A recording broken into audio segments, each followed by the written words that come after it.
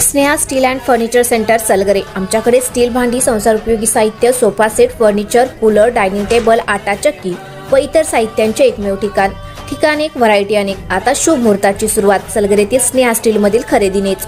वाजवी दर, सजवा फर्निचरने तुमचे घर। सर्व साहित्यावर बजाज फायनान्सची खास सोय उपलब्ध।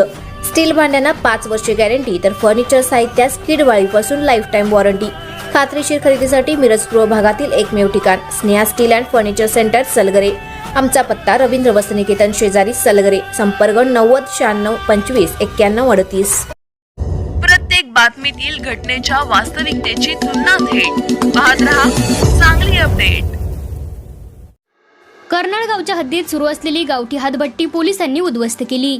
या कारवाईत सुमारे 17,700 रुपयांचे कच्चे रसायन व इतर साहित्य नष्ट करण्यात आले।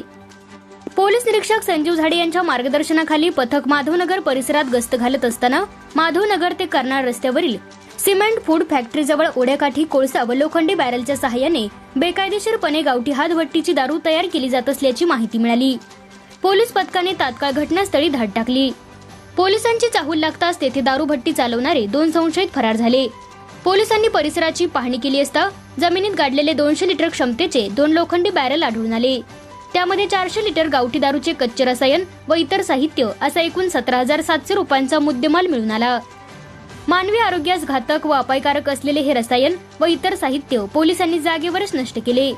या प्रकरणी संशयित आरोपी महाराज कुंभार मारवाडी आणि काल्या कुंभार मारवाडी दोघे राहणार कंजारभट वस्ती कर्नाळ तालुका मिरज यांच्या विरुद्ध गुन्हा दाखल केला आहे।